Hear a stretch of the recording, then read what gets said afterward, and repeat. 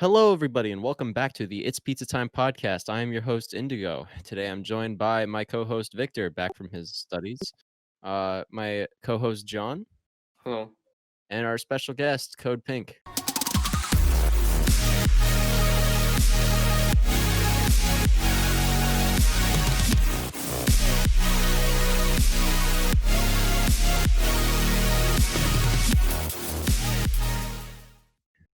What's up, guys? Nice to meet you. Happy to have you. Happy to have you. Pleasure to be here. All right. So for the people, once again, for the people out there who do not know who you are, would you like to like to elaborate on who you are, what it is you do, all that good stuff? Yeah, definitely, man.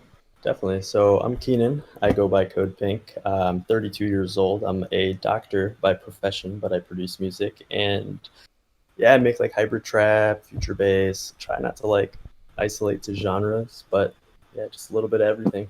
That heavy EDM.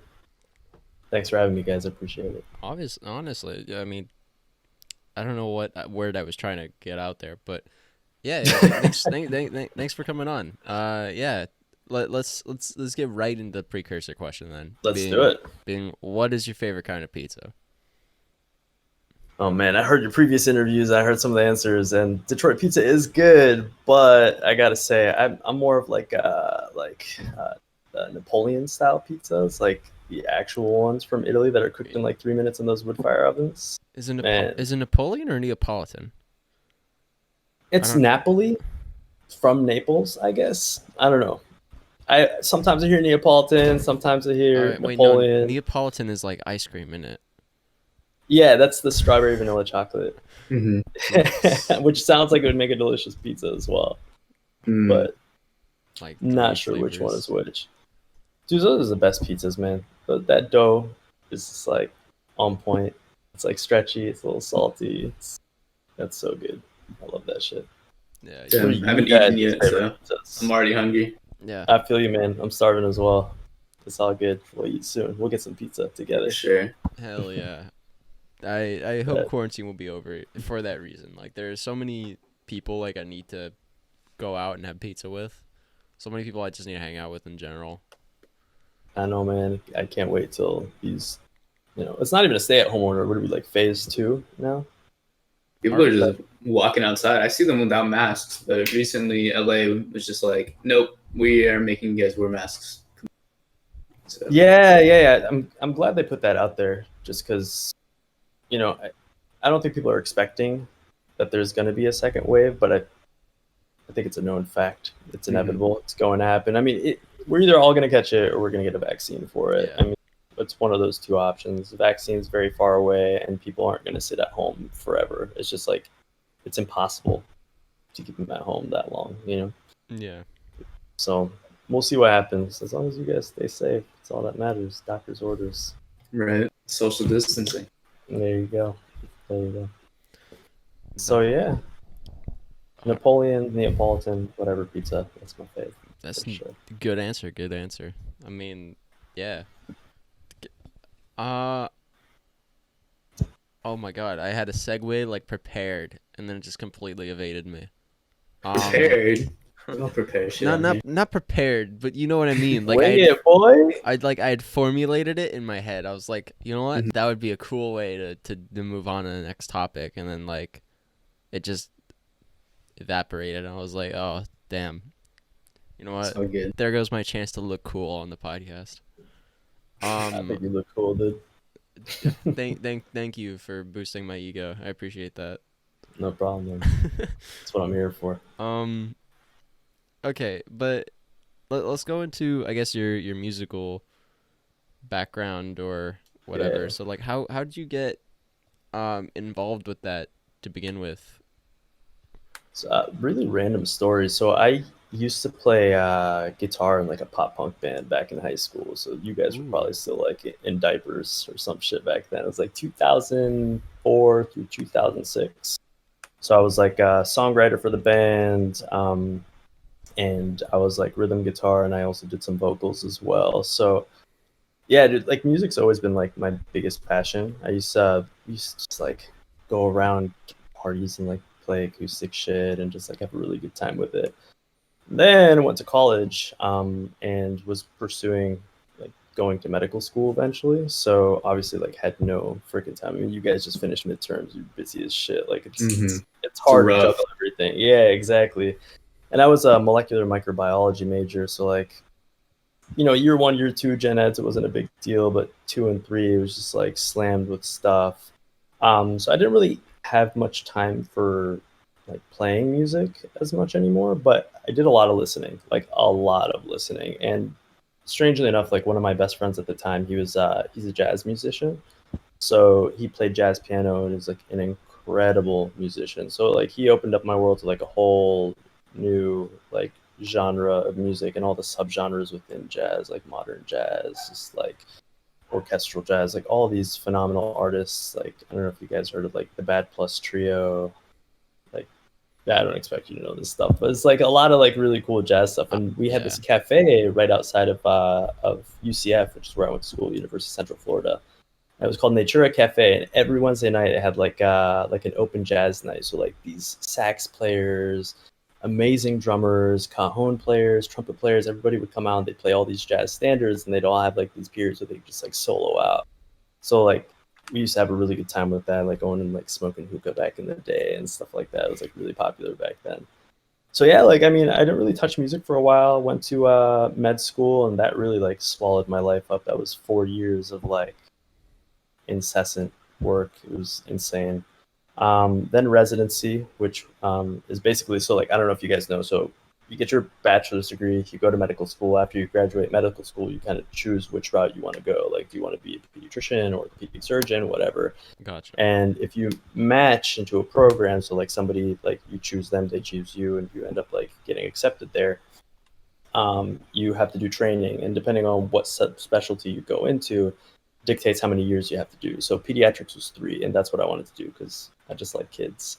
So I trained for 3, but man, it is brutal. It's like 100 hours a week, 6 days a week, like you're working and getting paid like minimal. Like I think we started off, it was like $50,000 a year for like 100 hours a week, which isn't terrible depending on like where you are, but Chicago is pretty pricey.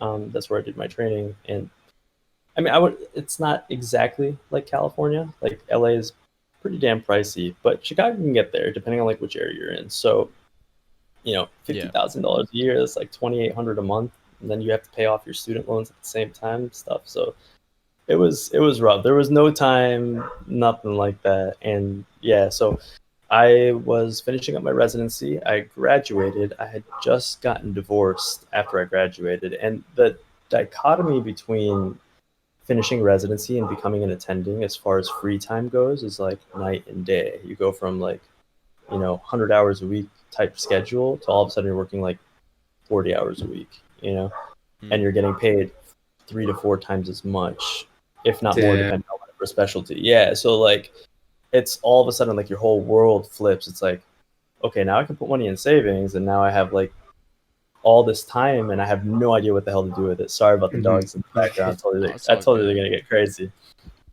So on top of that, like I said, I was married at the time, and then I was just getting divorced. So like, imagine that, right? You went from $50,000 a year, 100 hours a week in a relationship, to single, 6-figure salary, 40 hours a week. And actually, I was a pediatric hospitalist, so I would take care of like all the kids that would get admitted to the hospital or too sick to go home, and I would assist in all the high-risk deliveries. So if there was like a newborn that needed resuscitation, that was my job to like save them, right? So I was only working 7 days a month. There were 24-hour shifts, so I'd be at the hospital from 7 a.m. to 7 a.m. the next day, which was brutal at times, but like had a lot of downtime in the hospital, and I had the rest of the month off, like nothing to do, right? So maybe the first month or so, I was like losing my fucking shit, dude. Like I was losing my mind. I was so bored. I was like staring at the walls in the hospital. Everybody else would like bring like books or something to read, and I've never been much of a reader myself. So I mean, you can only binge watch Netflix so much before you start to go a little crazy.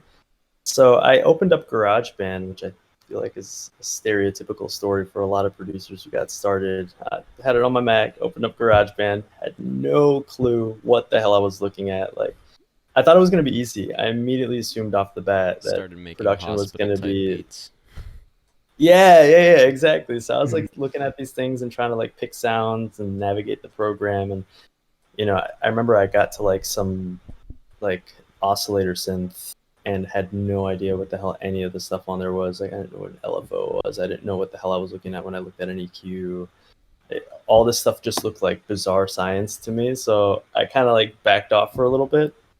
But I was going to a lot of shows at the time. I remember I went to Spring Awakening up in Chicago. I was going seeing a bunch of different artists, and I think it was after there was a Flux Pavilion and Keizo show, and Keizo absolutely destroyed it, man. This was like 2017. Yeah, 2017. And oh my God, dude, it was like the most incredible experience. And I was in a place because like I was so stressed out from residency and I had just gotten a divorce. I was with that person for 8 years. So like I was in like a really shitty place in my life. I felt like I had attained, there was nothing to strive for anymore, if that makes sense. Like I had already become a practicing physician, but now I was in this city that I'm not originally from. So my hometown is Orlando, Florida. So like all my friends, all my family, everybody's out there. I was in this city where all the friends that I had made were like mutual friends with me in my relationship, right? And so like it wasn't the same anymore. Right, You don't right. really like kick it with those people For anymore sure. like that. Yeah, Even though you're it's so awkward. cool, you don't have any bad blood. It's just like it's Kinda weird. It's just off. awkward. It's just yeah, and it's like a well, constant internal reminder, like it always like takes you back. And I kind of just wanted an escape at that point in my life. And so going to these shows was like, that was my escape. That was my opening. It was like just blaring. I mean, dude, when music hits you that hard, it's that freaking loud. Like you can't think about anything else. And if you're really passionate about it, you're one of those people that you hear a song and you get like chills and your hair stands up.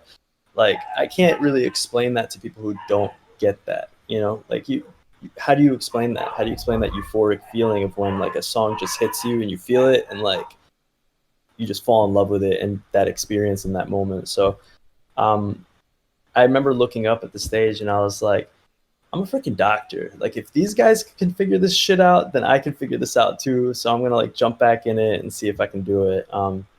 So I was dating a girl at the time who was an artist, and she thought it would be a pretty cool idea. My best friend, who's like a YouTuber and does like international traveling, and he's been doing this kind of like creative stuff on the side of his regular job.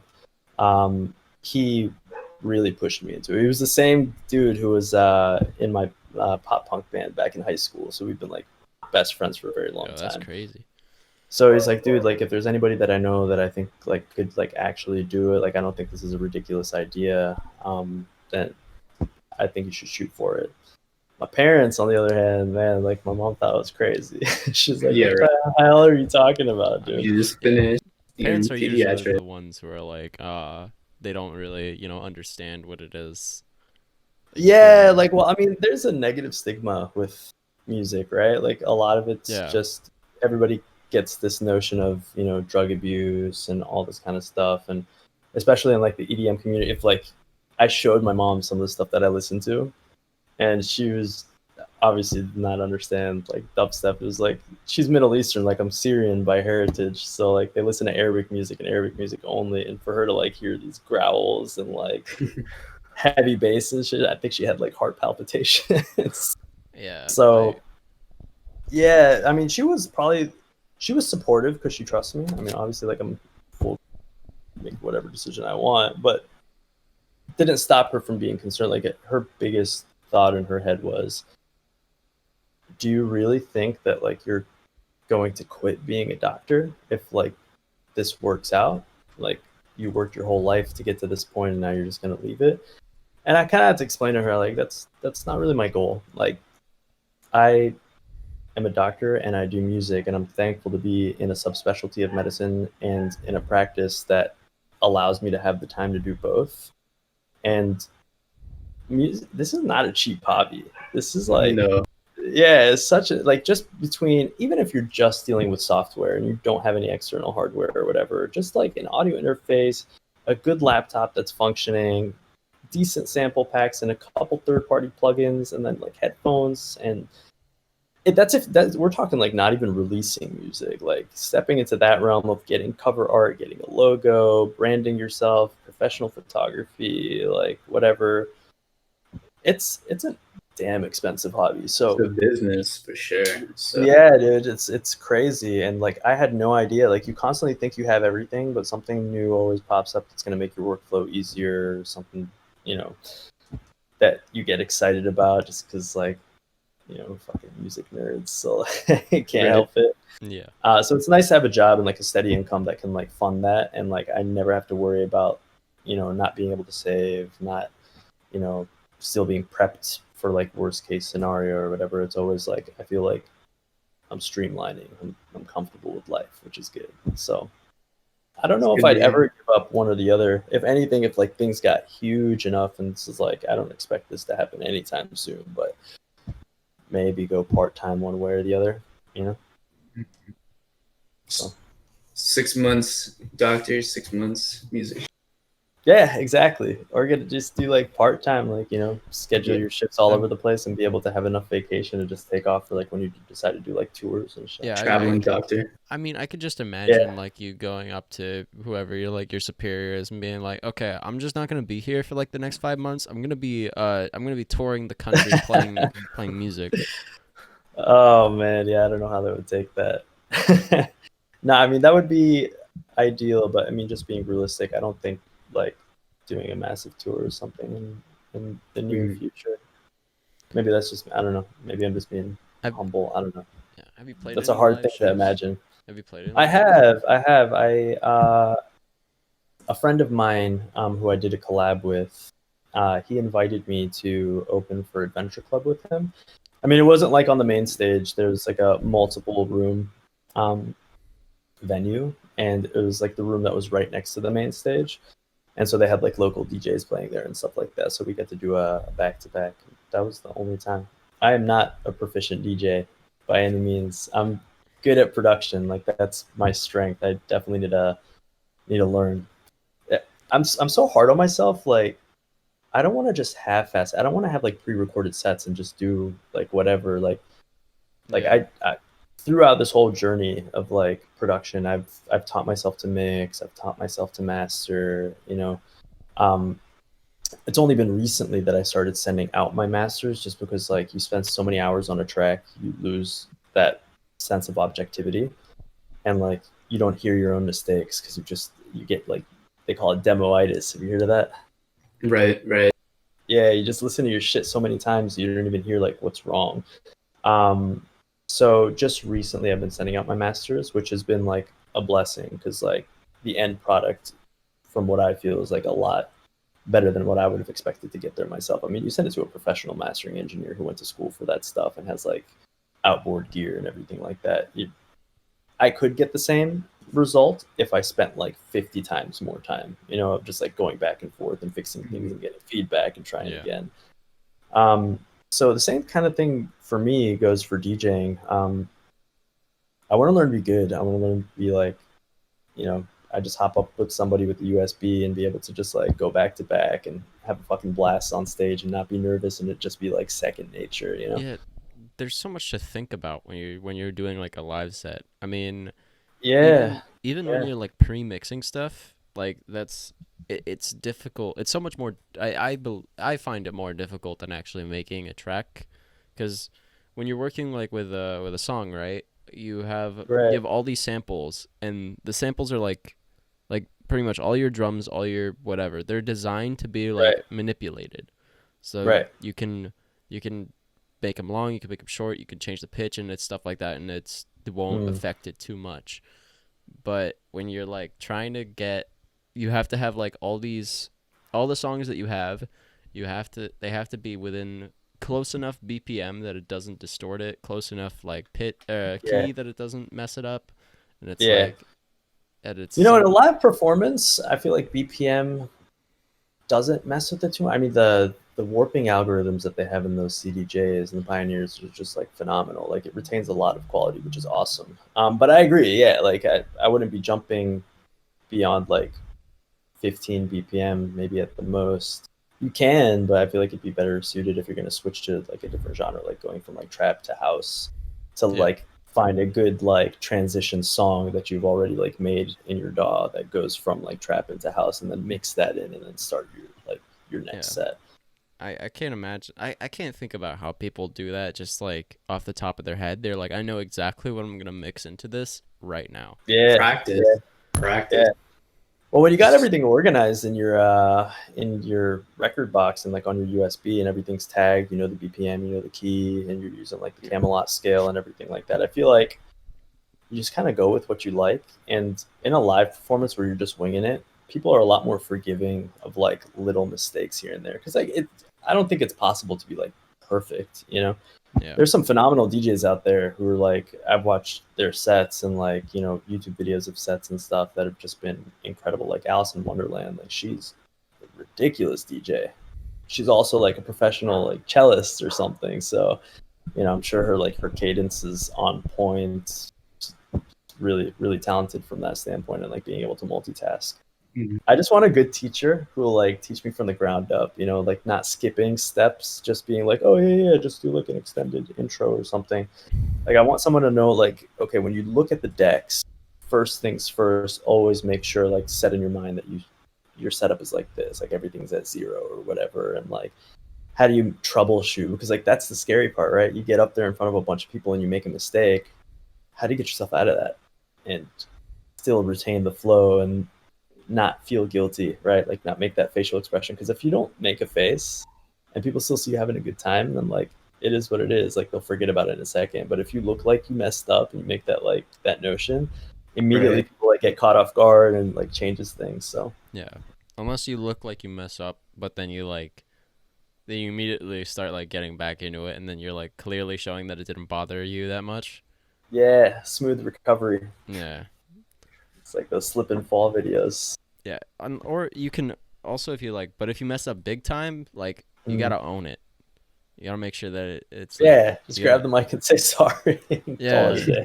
Have you seen like there's this clip I remember from, like, I don't know if it was like a year ago or something, but like Martin Garrix playing live, and then it was like the song was building up, and then nothing dropped.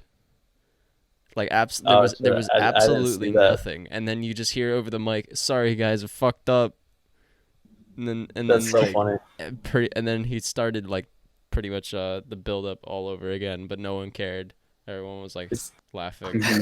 That's so funny. Is he playing shows again? I don't know. So I feel like he had that ankle injury or whatever. I think this was before then. So gotcha. Maybe. There's so many ridiculous videos out there of people DJing. You seen that David Guetta one where he's like tripping away at a music festival? Oh, you didn't see that? It was like Tomorrowland, right? Yeah. Or something. Yeah, I think so. I think it was Tomorrowland. It is so funny. You guys got to watch that one. You got to link it after for sure. I got you. He's like literally, he's like spinning a set, and the camera starts zooming in on him, and he's just like in the back, like totally out of it. That's hilarious. It's super funny.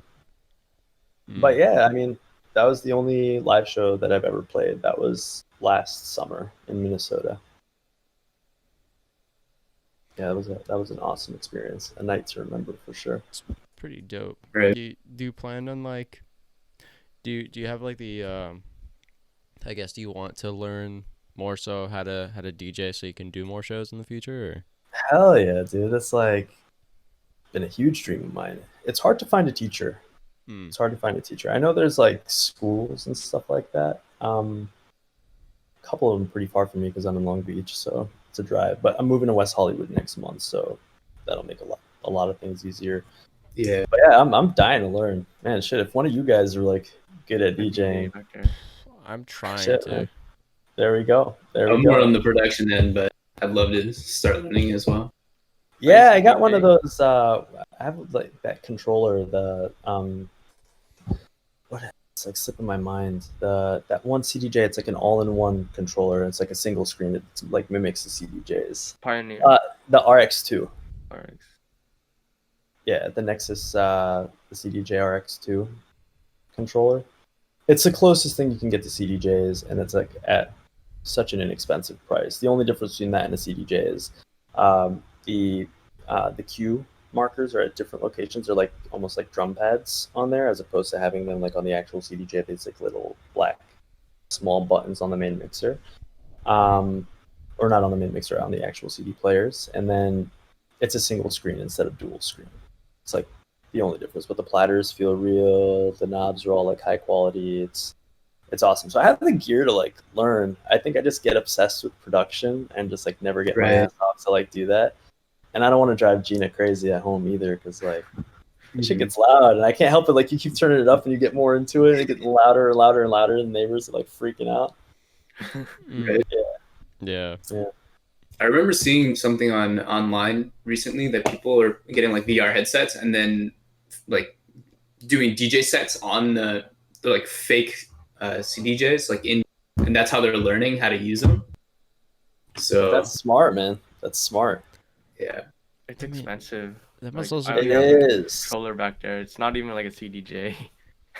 dude. Like, It's expensive. Like a controller like that is like $300-$400, like at least. Yeah, and like the fader for mine is kind of broken. Like, let's say I was transitioning to one song all the way at the end, it will kind of play the other song still. Yeah. Like, there's like a lot of issues with like having a cheaper one too, and it was like 400 as well, and that's not cheap either. That's not cheap, dude. Yeah. But like it's just to get those like metal compared. backings on the inside that like slide really nicely and smoothly. I mean, dude, so expensive. I mean, even the RX2 is like $3,000 or something like that. Yeah. Compared to the higher ones, and it's low. It's actually pretty low. Yeah, I mean, just to get the actual like the CDJs and like a mixer, I mean, looking at like brand new, like what, $10,000 to $12,000. Right. I think that's they definitely have like a monopoly on this shit for sure. Yeah, dude, for sure. If you open up a club, like electronic club, you have to have CDJs. So that's already 10 grand at least. Yeah, mandatory. And they got insurance on that shit, and people be spilling drinks on them left and right, and you go to play on those decks, and it's crazy. Yeah. I think it's like a life goal of mine to own a really nice like set of CDJs and mixer and stuff like that, like a nice controller. Just 100%, man. I feel like you get big enough and like you get so many more opportunities to buy good equipment at such a cheaper price, you know.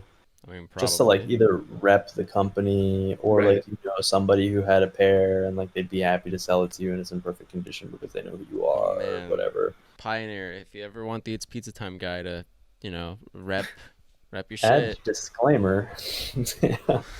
Right. 100%, man. Yeah, like, I agree. I don't think that'll ever happen. Trust, like, but hey. Dude, don't say never, man. You never know. You honestly never know. Like, I mean, if crazy shit happens all the time. Law of attraction. I mean, maybe. There you go. Yeah, Victor, you got anything? Got any topics? Yeah, so like let's go more into your actual production steps, right? So yeah, for sure. What do you typically start with? Do you like throw down a drum pattern, a melody, whatnot? I'm never one to start with drums, and I don't know why, but for me, it's always been like I have a set rack of a piano that I processed. It's like an Omnisphere piano, and then I just did like some EQing to it, some saturation, some reverb, and I always just write like some kind of cool chord progression that's sitting on top of like the metronome. And like once I come up with something that I vibe with, then at that point I'll start like either, you know, opening up Serum and messing with some like, you know, grittier sounds, or, you know, finding some like organic instruments off of like, I love Omnisphere. I don't have much native instruments stuff. The only thing I use from like native instruments is Exhale from Output. Like it's not even native instruments, it's just like you use the Contact VST. So yeah, I usually like just throw down some chords, and then after that, then I'll probably, so just recently I started doing my drums in a drum rack instead of audio when I'm just building them at first, right?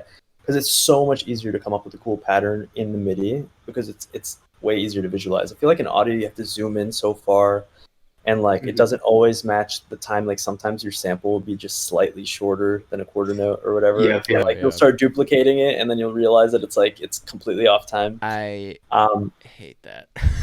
I know it is like such a big pet peeve. So I'll usually throw in like a couple of cool drum samples that I have like a tendency to just like into a drum rack, make some kind of cool beat, and then build like perks off of that, like underneath it in an audio tab at that point.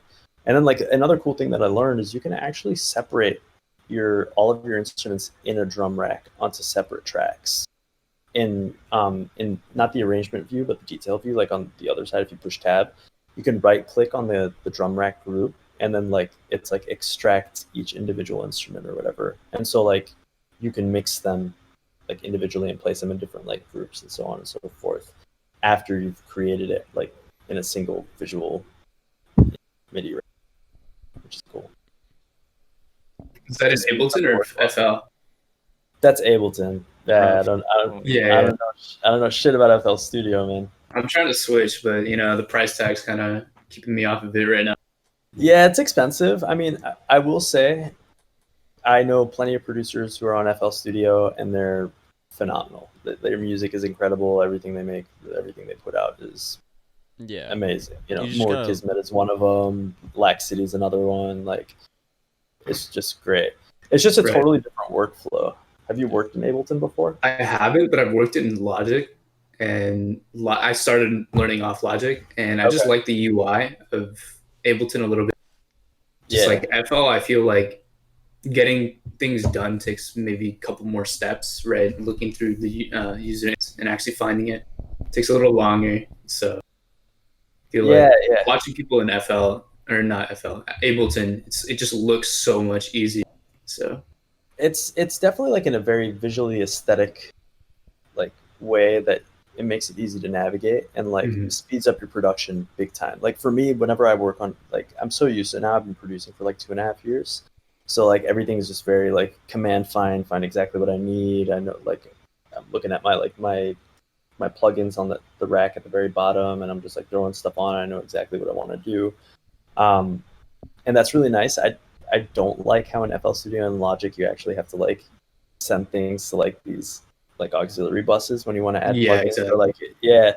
So for me, that's like a lot less visually pleasing, a lot less easier, or a lot less easy to work through. Mhm. And then Ableton's automation is like really nice, and being able to like group within groups. It just creates a really nice workflow pattern, which I think is ideal. But I won't dog on any of the other DAWs. They're all pretty good in their own sense. Yeah, it's all like personal preference, and I feel like anybody can learn any DAW. It's just kind of depends on where you learn from. If it's Yeah, not, man. yeah, if you're not like, if you don't, because like some people they just like learn differently if they like learn from their own experience. So like I Right. personally couldn't figure out anything with FL on my own time, but I Mm. could figure out like a lot of things with Ableton, like just by messing around with stuff. It was a lot easier in that sense for me. But like Yeah. if I had a good teacher for FL, I might have like gone with FL. Yeah, and like every DAW has its downsides too. Like I mean, Ableton's not perfect by any means. It's Oh close, in my opinion, it's close to it, but it's not like, for instance, like vocal tracking. I don't like Ableton for vocal tracking. Maybe I haven't figured it out yet, but I don't think there's a good efficient overdub so that you can get multiple takes and then have all those takes separated. And I do a lot of like vocal tracking at home, so like something like Pro Tools where it does have that feature, so you can do like you can cut the vocal like just multiple takes, 20, 30 of them, and they just stack right up on top of each other, and it's just being looped and looped and looped, so you don't have to stop it, create a new audio track, record, do it again, so on and so forth. It just like does it all for you, so it speeds up the process like tenfold. That being said, Universal Audio just released their first DAW. I don't know if you guys heard about that one. No. It's called Lunah. No. Never got any No. spam emails about that. Yeah, so they just released That's their John. own. Oh, that's my bad. My bad. I'm like looking for John over there. It's like there's nothing there but a remote control. Oh wait, But am I inverted? yeah, So he's over yeah, there. there you go on the other Okay. side. Mhm. 'Cause Lunah's John. Funny. Yeah, there you go. There you go. So yeah, no, they just released this DAW called Lunah, and it's supposed to be a really good like analog like sound emulation, which is really nice. And then I think it's already out, and I think for everybody who has like a UAD interface, you get it for free. Yeah. But yeah, it has like a really nice analog summation like that's built into it. So like whatever sound is reaching your master, if you have that summation turned on, it'll give it like that classic analog warmth. Because like I don't know if you guys know, but like the biggest issue with like digital, and it's not even an issue, it's just the reality of it is it's exactly everything added together. Like all the sounds that you have, it's not passing through circuitry to like diminish some of the high end and brighten some of the mids. So, and that's what like analog is basically doing. That's how it warms your sound. But in the digital world, like it can sound crass or harsh. So because like once it gets to your master chain, it's literally everything summated in one, and it's not passing through a summation plugin. You can just buy a third party summator and then add it on there and then call it a day. But it's nice that Lunah has that in there, and then it also has some like Moog synthesizer. Any Moogs. I'm looking at it right now. Yeah, which is like huge. So if you want something with those sounds, I think it comes stock in like their stock plugins. And then it has I think for tracking purposes, it has the overdub, which is why I would probably download it just for that purpose to work in it, and then just bounce out the audio from the vocal takes and send it over. It's pretty neat. It's pretty nifty. Yeah. Universal Audio, man, sound quality is always on point. Their plugins are awesome. They're like the Nev 1073. They're like, everything's awesome. They're super good. Sponsored by the way. Right? Yeah, I'm looking at them. Yeah, it looks really, really cool, and it looks like you can get it for free if you have one of their interfaces. But it says Mac only though. So what was that? It says it's Mac only though. Oh, are you guys all on PC? I have PC. I have both. Yeah. Okay. Yeah. Gotcha. Yeah, man. Mac world. Love it. Has its limitations, but man, I can't complain. These are great. Storage so like low. External. That's what you need. You need one of those. I don't have it on me, but I have like this big book thing from like WD. So. Yeah, man. Well, they got the new ones too that are like they don't have like moving hardware, like the new SSD type things. Yeah, the SSDs. Sorry, I got one from Samsung and one from SanDisk, and like, dude, they're like tiny and they're like 2 terabytes on there. Yeah, and they function super well. They're very durable, so if you drop them, you don't have to worry about like them breaking or anything like that. Mm-hmm. Ideal for like carrying around. Also for losing. Right, that's true. Yeah. They're probably not even that cheap too, because PC and just like hardware is expensive. It's ridiculous. Yeah, it's pricey, man. It's pricey. But it's if there's one thing that I think a producer should have, it's an external hard drive. Leave the space on your computer so that you're not running your CPU. Because I think it's like as soon as you hit like 50% of your internal storage, your CPU function starts to go down. And then Serum becomes your worst enemy, and you know how that goes. Crashes in the Ableton NFL. Yeah, oh my god. Even with like I just got this new laptop and it's like super powerful and Ableton still crashes on me, like for no reason.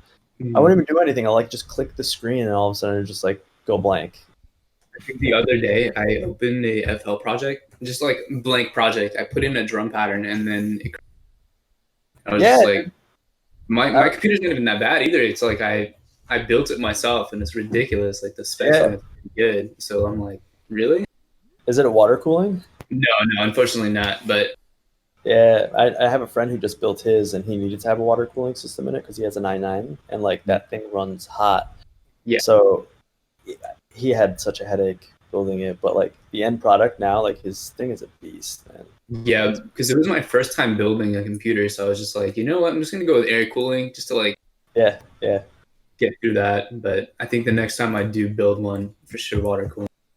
That's sick, man. That's awesome. Yeah, it's really nice having like a super functional computer when you're producing. It's like it's a game changer.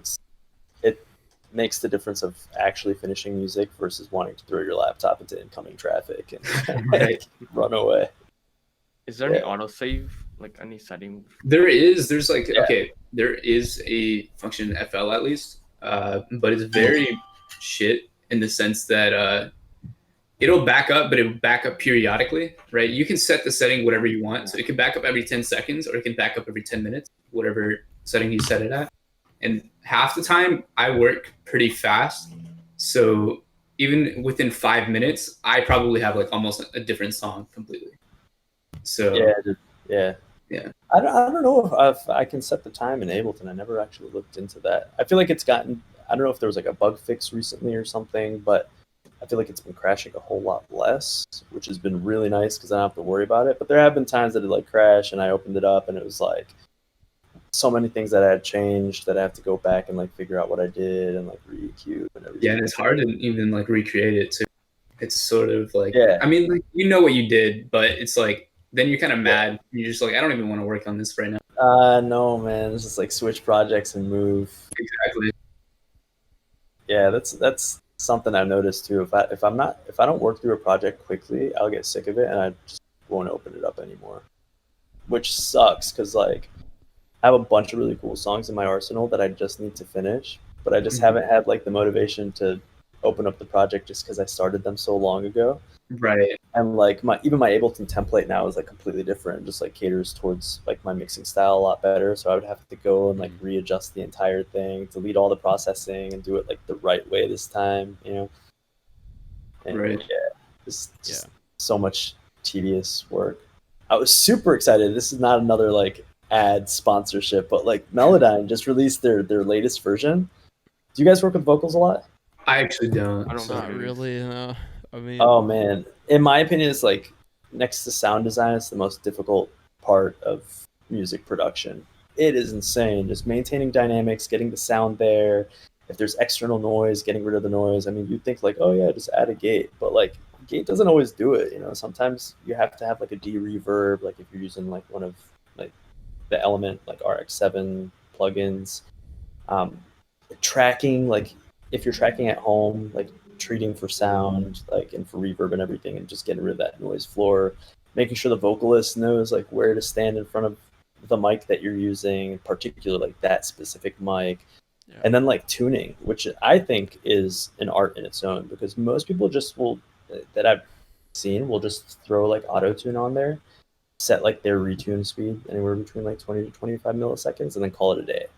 But if you have a vocalist who's really talented and they can hit riffs and like do crazy things with their voice, having a retune speed like that, it just immediately takes away the character and it becomes this like digital T-Pain sounding thing. Right. It could have sounded so much better if you just took the time to like tune each portion.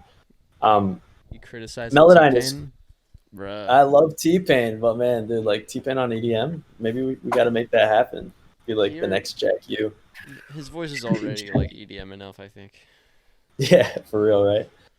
But yeah, with Melodyne 5, man, it's great.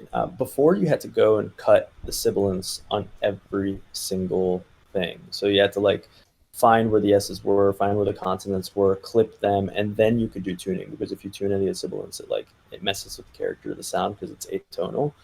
But now it detects it for you, and you can even de-ess because it detects all your S's. You can just decrease the volume on all of them at the same time, which is like incredible. Like de-breathing, de-essing, tuning appropriately, it just speeds up the process so much. That's crazy.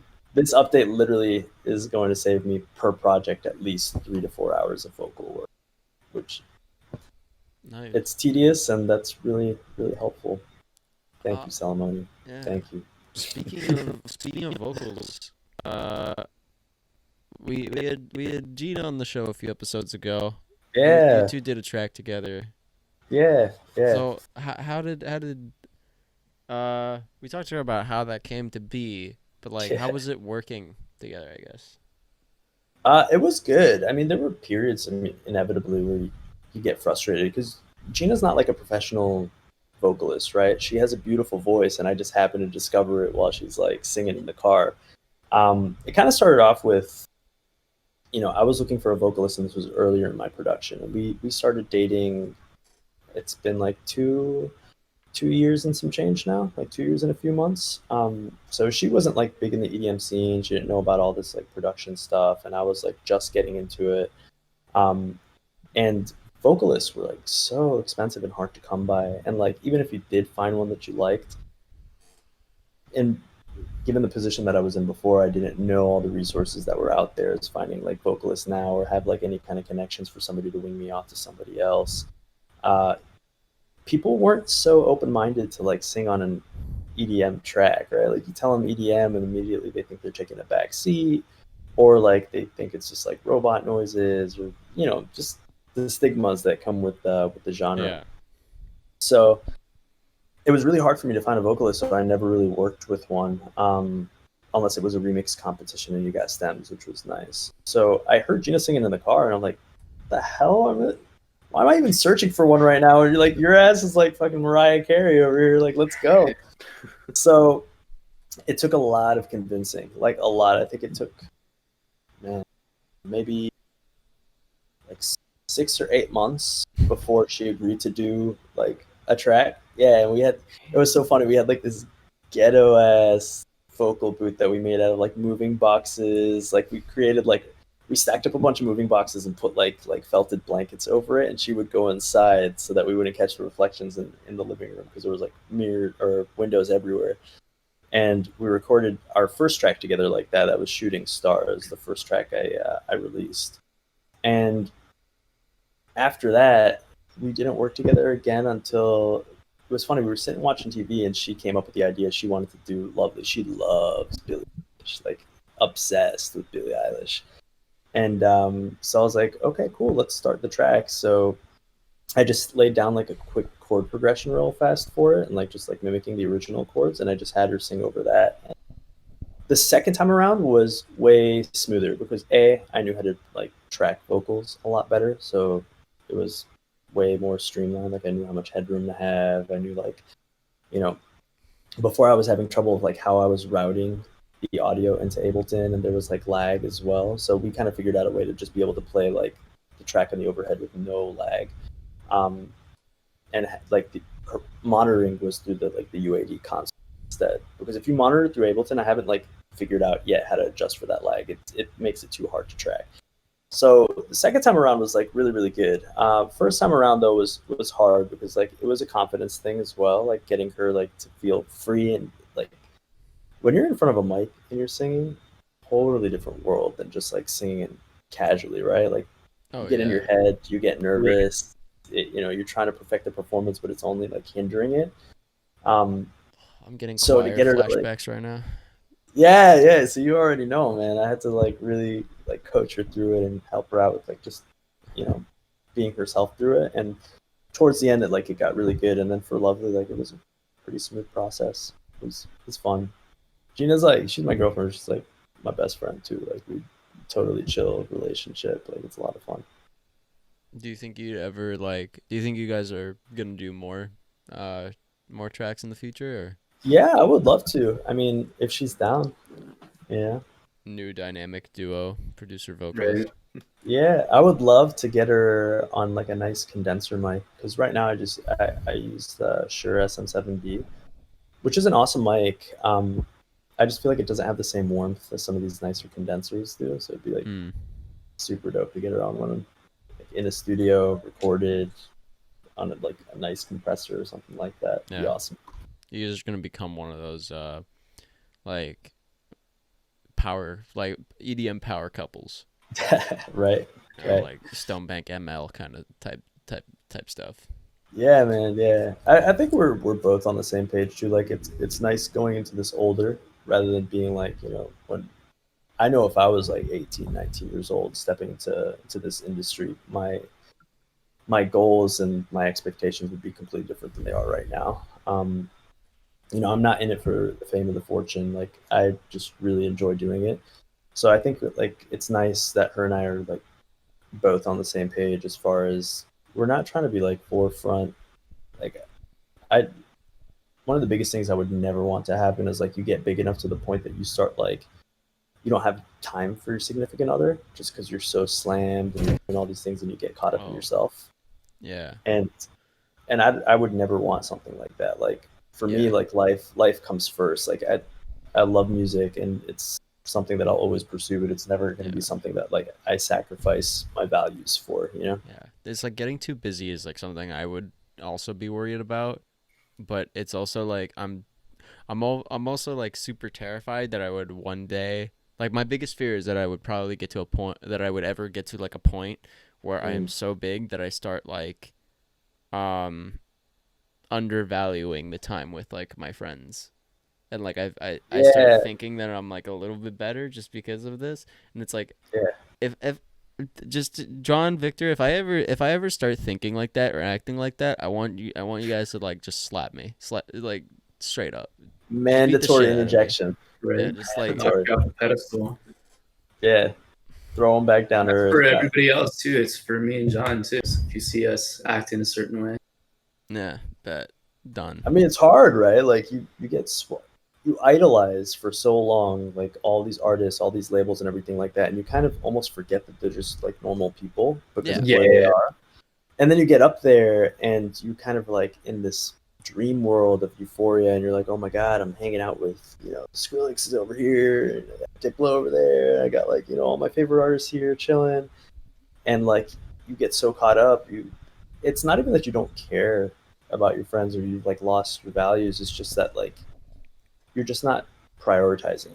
That's it. You're too distracted to be able to like take a step back, relax, prioritize. And I think I'm like at that point in my life now that like, yeah, it'd be awesome to kick it with those guys, but not because of like their status or whatever, but just because like I appreciate their music. Like I would love to just sit down with Sonny and just fucking shoot the shit and talk music all day long. Like that'd be sick. I mean, I've been listening to him since from first to last, like back in the day, like before, like he was in EDM, and like I was huge in the hardcore scene, like Under Oath and like from first to last and Seosin and all those guys. So, like being able to like talk to him about like that music and like music now and just like hanging out and stuff, like that's what I would look forward to. I don't care like how many fans he has out there. I don't care like how much money he has. Like none of that makes a difference to me. It's just I think he's, from what I've seen and like my perception of him, he seems like a super high quality dude, and I feel like that goes for a lot of the artists out there. So I always try to keep myself in check. Like even if I do get like excited about something, like obviously had an accomplishment, like get excited, don't take that away from yourself, but like always keep yourself grounded and like remember like why you're doing this in the first place, like what's actually important to you and how much are you willing to sacrifice before you've taken it like too far. Yeah, I constantly remind myself I am only popular because of a spam comment. That's it. That's all I ever did. That's like it's not a big deal. I should not be like giving myself too much credit. Like no, I mean at the end of the day, dude, like whatever it is that you're like known for, you put the effort into it, you know what I'm saying? And you made a name for yourself, and you're like, it's never about ego. It's just about like, it's about appreciating yourself, but appreciating your loved ones equally and never becoming like too self-centered. That's about it. I mean, I just try to like, cause I know that like, I definitely as a kid, I had like a habit of getting like really self-centered.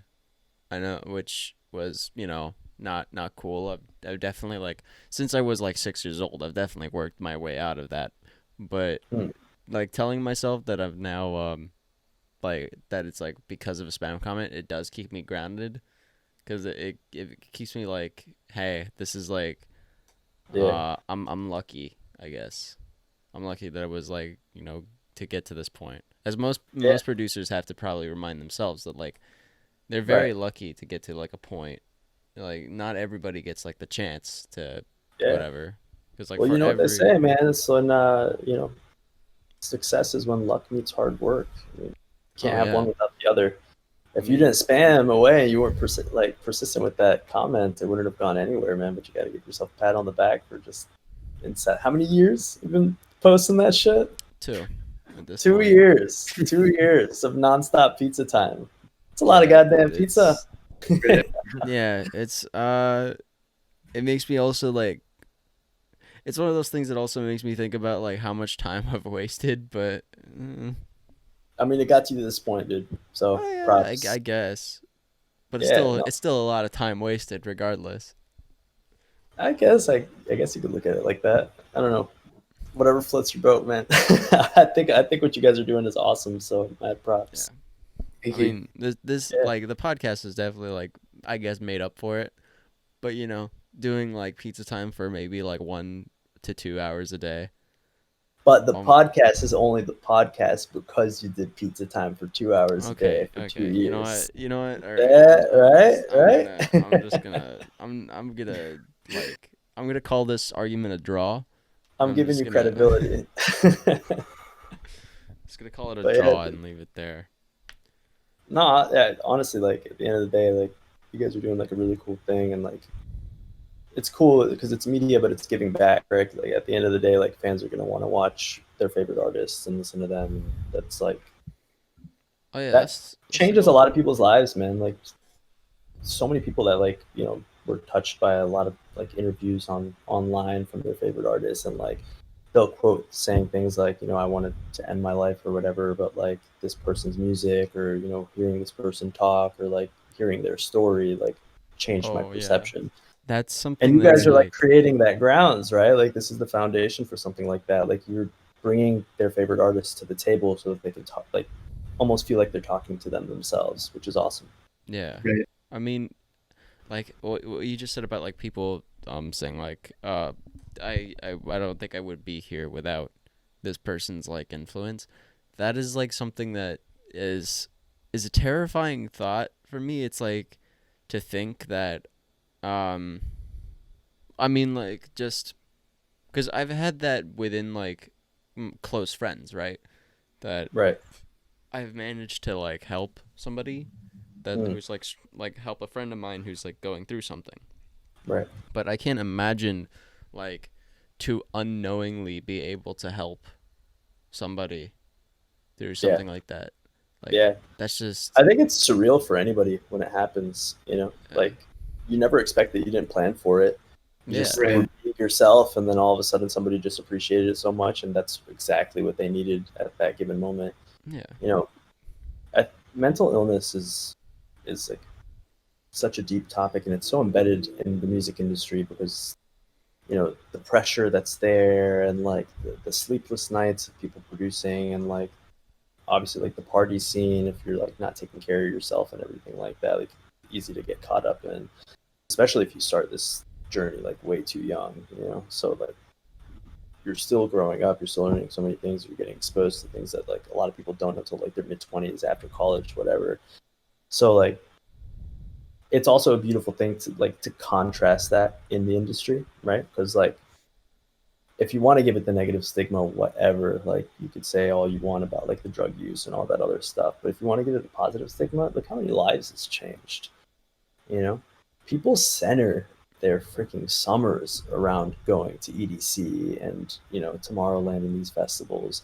And like, there's a lot of people who just do it for the gram, and there's a lot of people who just like, you know, it's just an experience. They just bought their tickets last minute. I'm but hanging for out with so Keizo many for clout, you know, like like, you know, there's a lot of stuff like that. But like a good majority of the people that go to these fests, man, they are like hearts embedded in the music. Like they just, it's like going to another world, you know. It's crazy. Like I've been to like only a couple festival events, but they've all been like nuts. And it's like all the people are so nice, and it's like it brings you and your close ones, like whoever you go with, so much closer together too. It's like you're making sure everybody's having fun, you're like listening to your favorite music together, you're like checking out some like all different types of genres. Like I went to EDC Las Vegas 2 years ago now, and dude, it was like one of the most incredible experiences of my entire life. I mean, that place is like you're in space world. It's not even like,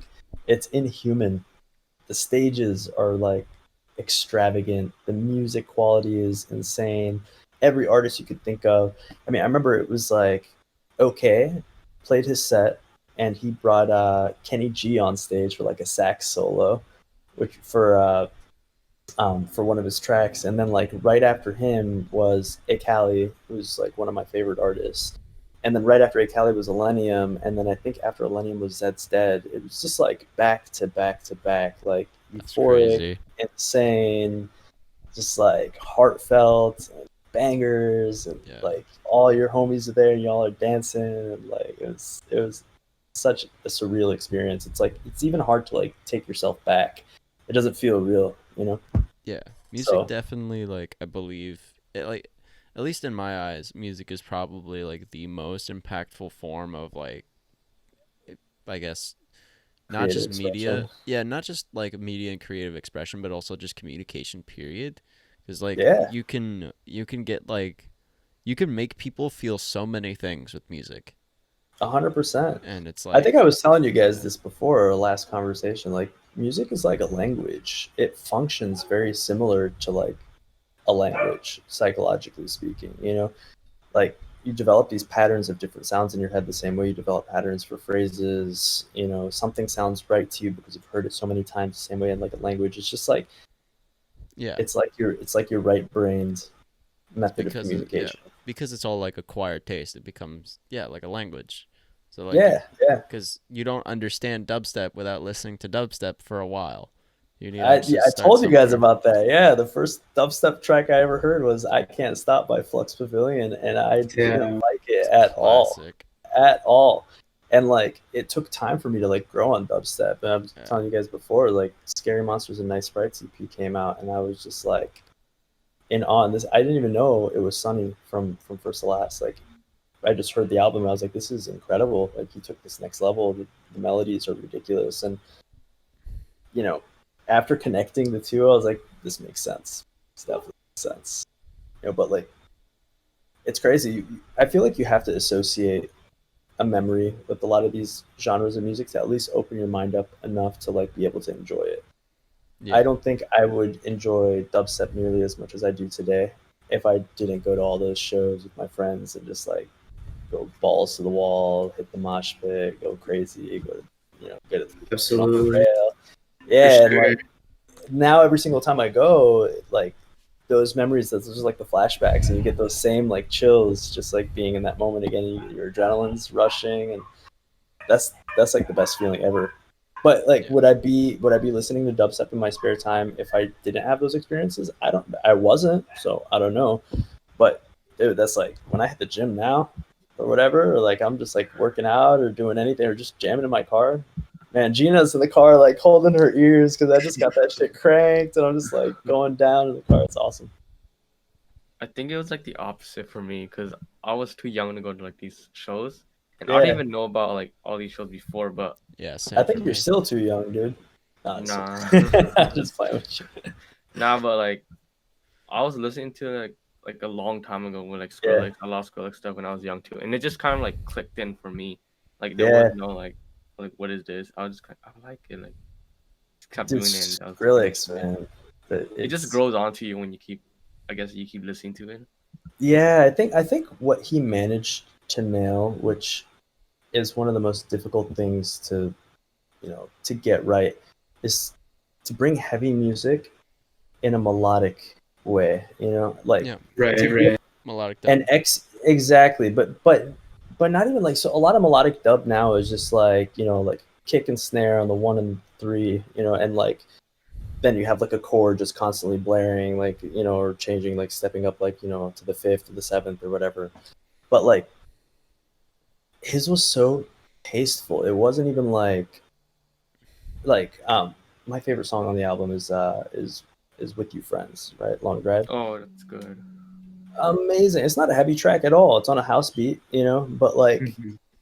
that synth like arp solo he's doing throughout the whole thing, and like the journey it takes you on is incredible. You could definitely hear like his electric guitar background from like when he made that. But I think another person who managed to execute this really well was Porter Robinson on his Worlds album. Like that shit smacked, man. That wall of sound every time it hit, and it's not even like Right. the best mixed or mastered album. Like if you actually reference it against a lot of like very clean tracks, it's got a lot of distortion. You know, it's like he's even said it before in his interviews. It's like he's not super proud of like all of the mixes on there. It's not like the best mixed album, but holy moly, man, the journey that sounds takes right. you on, dude, like Fellow Feeling. Oh my gosh, Mhm. it's insane. It's incredible, and I feel like that's how you become legendary. Is you tell a story with your music. You don't just release singles, which is like the era we're in today, right? It's just like banger after banger after banger. You're as an artist, you're forgettable. You know, you could hit the front scene and like put on an amazing show and then disappear and nobody will even ask about you anymore. Right.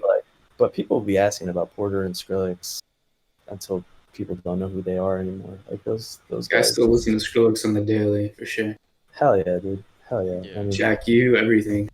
Boys Noise. Jack Dog U Blood. is revolutionary, man. I love. I'm waiting for Jack U too. I mean, they earlier this year they had some leaks for like some certain tracks. I don't know if they're old leaks from Jack U1, but I'm excited.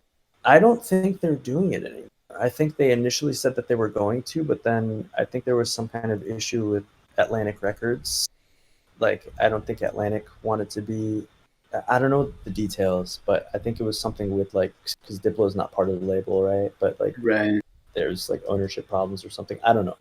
But I remember initially they said that they were going to do something. I think that was like in 2018, Mhm. and then it just completely fell off the radar. And, like, never happened. Right. I wonder if they leaked it themselves. Like, there's like a couple songs out there that are Jack U songs that were not released, and then all of a sudden they're out. Yeah. I wonder if they did that like slyly, just being like, "Here, take what we Maybe. have. This is what we were working on." So Maybe, man. I don't know. Jack U, Maybe. that album was incredible. That was awesome. They like revolutionized introducing pop music into like grimy urban trap, which was sick. They got so much shit for it too. I remember if you guys remember like Dead Mouse giving them a really hard time. Oh about yeah, it. with the Justin Bieber. Yeah. Yeah. But it's like, dude, that was the smartest thing they could have. Like, they're not looking at this from like a commercial perspective. Like, oh, Justin Bieber's this huge pop artist and he stands for like the major distribution and like record label realm. They're looking at it just from the sense of talent. Like, this guy is an amazing vocalist, and he's like just like a cool, down to earth guy who's down to work with these guys and do something different for a change, which a lot of people aren't willing to do, like we were talking about earlier. And dude, like, Where Are You Now? It's like a fucking smash. Like, that song is like legendary, and it got Skrillex like this really cool opportunity to produce his album Purpose, you know, like, or like several songs on that album. Right. So it's like it's all about like being open-minded and trying new things and not caring about what people think. You're always going to get bad judgment. You're never going to make everybody happy. So like, that's how you make like timeless music, is you push the envelope, you do something different, you bring something else to the table, and you have to tell a story. Right. Even with like Major Lazer, like their stuff is still, I play their stuff all the time. Even their like older stuff, like it seems like it just came out yesterday because it's like so different from what came out back then. So, the original piece is The Mission. Right. Yeah. John and Partial. Oh my god. Right. Dude, yeah. Well, yeah, they killed it. Yeah. Well, I hate to cut you all off here, but I think we're reaching about the end of our episode time. Yeah. That shit went fast, man. Holy crap. Yeah. It's nuts. I think we're thank you guys so much for having me. I really appreciate it. It was good chatting. Any final words from you or all that stuff before you go ahead and plug everything? I guess I feel like the biggest thing that if I can offer anybody else who's looking to go into production or is already a producer and wants to go farther with it, is, and this is something I felt like I've stand for a long time, is just like, you can do whatever you want. I don't care if you're a doctor. I don't care if you're an engineer. I don't care if you're like, you know, super conservative and your parents won't let you, whatever the case is. At the end of the day, like, you're responsible for yourself. And if it's something that really makes you happy and it's something that you feel like, you know, you really want to do, then by all means, like, shoot for the freaking stars. Don't care about like what people say and like the judgments they cast. If a pediatrician can do it, shit, man, anybody can do that shit. Elon Musk is producing music now. Right. So get on that. Like, if it's something you're passionate about, then just shoot for the freaking stars. Because it's changed my life. I would not go back, and I've met so many amazing people throughout the process, and I'm very thankful and appreciative of that. So it's a dream. I'm living a freaking dream. It's awesome. All right, wise words. Thank you, man. So where can everybody like find you on socials and stuff? Yeah, my handle on Instagram and Twitter and Facebook is at Kode Pink Music. That's KODEPINK Music. And yeah, Spotify, SoundCloud, it's just Kode Pink, KOD space PINK. All right, dope. So all of his links are gonna be in the description. You're gonna of wherever you're listening on, unless you're on Spotify, then sucks. But yeah, everything that he just mentioned will be down in the description. Everything for our cast will be down in the description. Everything for our personal socials also down there. We have a Patreon. Yeah, we have a Patreon just in case, like, sign up. Yeah, Support so- you guys. Marco's gonna eat an onion if we get to yeah, 100. if we get to $100 per month, I will eat an onion during a recording. A raw onion, the whole thing during a recording. I will be medically supervising to his right, making sure that you don't die from the flavor or the diarrhea. I think I'll manage, but it won't be fun. But You better not be like a pearl onion, bro. You better give me like one No, of it's those. gonna be it's gonna be a full big, onion. a big purple one. All right, full onion. But on that note, thanks everybody so much for tuning in. Please, we'll see you all in the next episode. For sure, guys. Pleasure. Take it easy.